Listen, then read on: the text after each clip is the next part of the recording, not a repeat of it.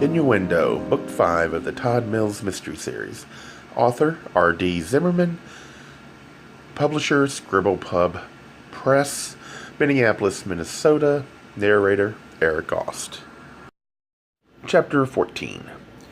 You're supposed to be a rich boy. A rich gay boy. Your family is supposed to have a huge house overlooking Lake Minnetonka, some 12 miles due west of downtown Minneapolis, and this is supposed to be the big homecoming scene. Big homecoming scene. After all, it's been 11 long, painful years. Your sister's gotten married, has 2 kids, and mom's gone totally gray, and dad's lost 60 pounds because it's eaten him. This thing he himself once cursed as the gay disease, just as you said to yourself when you drove out of the driveway and off to California over a decade ago. Nothing would ever be the same again. Get it? Dad's loaded, you're a fag, and now you're coming home.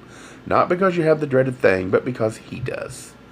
Think, thought Tim Chase as he sat in his trailer prepping for his next scene. Big irony. He kicks you out because he thinks fags are vile and disgusting, as exemplified by AIDS. Yet now he's the one that's got it. You want to say it out loud. Serves you right, you old bastard. But you can't. You can't even think that because those were his words the last time you saw him. He stood there at the big white front door with the shiny brass knocker, screaming, shouting, saying one thing that stuck like nothing else. It'll serve you right if you get AIDS. And for 11 years, your very own father's curse has echoed in your head as you've watched friends and strangers in San Francisco succumb to the dreadful plague. And you've thought one thing over and over again. No one deserves this. No one. But someone like your own dad?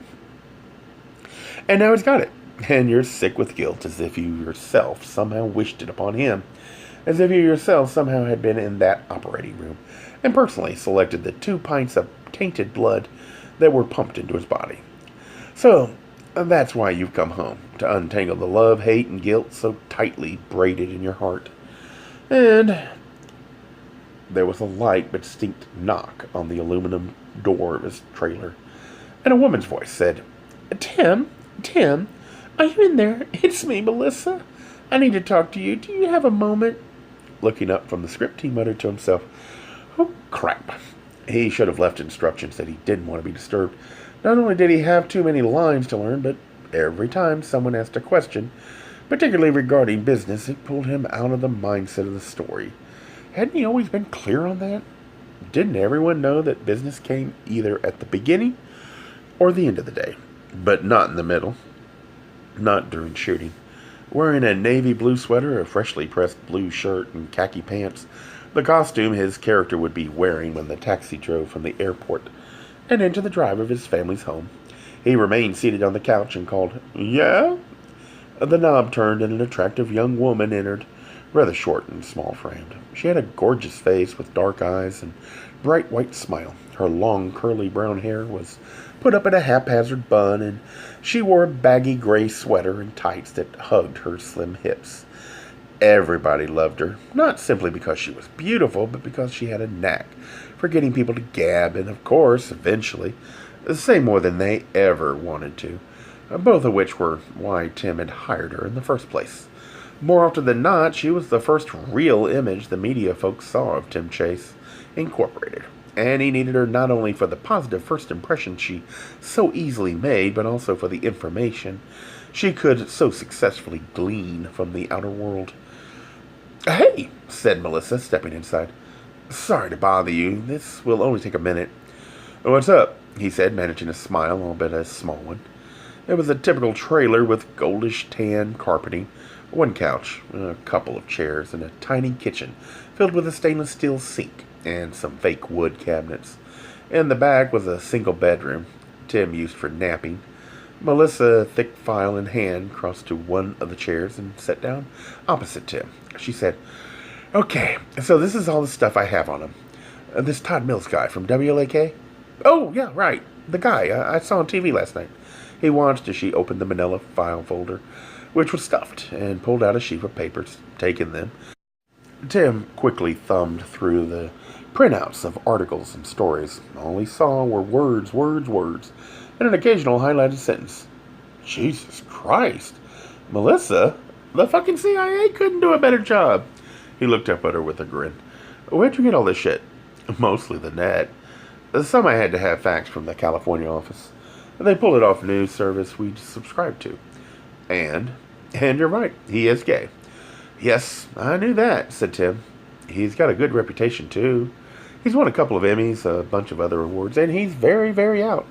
From what I read, he didn't used to be, but then he was implicated in some sort of murder case and was outed. Something like that. Anyway, it looks like he used to work for one of the other stations in town. So he's been around here for a while.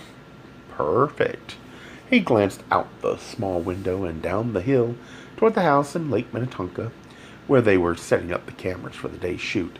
The house they'd leased for the film was long and white, a sort of French colonial thing, a story and a half with a big cedar shingled roof. It had commanding views of the huge lake, a perfectly manicured lawn that spread down to the water's edge, massive oaks and maples that were just beginning to turn into perfect Martha Stewart shades of fall. And of course, a large white dock. It reeked executive, stunk of old money, had wasp written all over it. In other words, it was perfect for this movie. Late last night, Tim had watched the local news, and as soon as he saw Mills covering the murder, he had that sense about him, that gut feeling. Right then and there, he'd known that, yes, they needed him. But Tim, pressed Melissa, are you sure? Isn't giving him an exclusive opening a can of worms that you really don't want to have opened? You're paying me for my opinion and direction on these things, and frankly, I don't think it's such a great idea. You know, it's going to come up, the rumors and all, not to mention the lawsuit. She didn't get it, he thought, looking at her. She didn't understand, but then again, why should she? Don't worry, Melissa. I know this is the guy we want. I know he's the one we want on my side. Besides, one meeting with him can't hurt. Well, okay. She paused and said, I just spoke with him, and what's he like? Nice enough. Rather direct, kind of smart. I think he was surprised I called. I bet. I wanted to see what he was really like, so I just started blathering away without introducing myself. And then I lied, told him someone from L.A. was supposed to have already called to let him know. I'd be in touch. He was a little impatient, but then very, very nice once he found out I was your publicist. So he'll be there. Oh, yes, 9 o'clock tonight. Your place. I already gave him the address and all the specifics. Namely, I told him this was just sort of a preliminary thing to see how things go. No notebook, no recorders, no cameras, and no one else. Just a chance to talk a bit. Melissa added, but I want you to think about it, Tim. I really do. If you change your mind, just let me know. I can always cancel. I can always tell him that you're going to be late on the set or something. Tim cracked one of his famous smiles, bright and kind of sassy. Don't worry, I know exactly what I'm doing.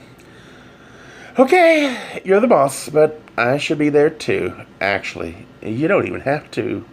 Melissa, there's no need to worry. Since when haven't I been able to handle myself with a reporter? Trust me, there's no need for you to waste your evening. I can take care of this guy. But what? He said, the smile still coming naturally. So, everyone knows about the rumors and everyone knows about the lawsuit, which, thank you very much, I won big time. And I'm married. Maybe I'll have Gwen swoop in for a minute or two, and I have a son. Yes, I'm doing a film where I play a gay man. But why? Because I work in Hollywood, because I've seen a lot of people die from AIDS, because this is a story that not only needs to be told, but transcends all sexuality. It's about family. It's about love and hate, and a family searching for something good, and how maybe they might just find something great. She folded the file shut and looked up at him with a small grin, and said, You know, you are good. I mean, very, very good. I know, he replied.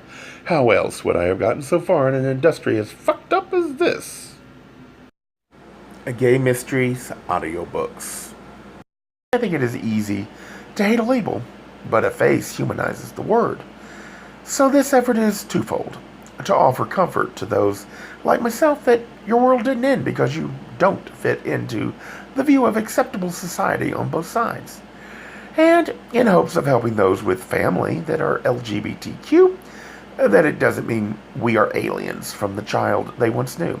reassure them so they can maybe be supportive at the same time and being true to their values.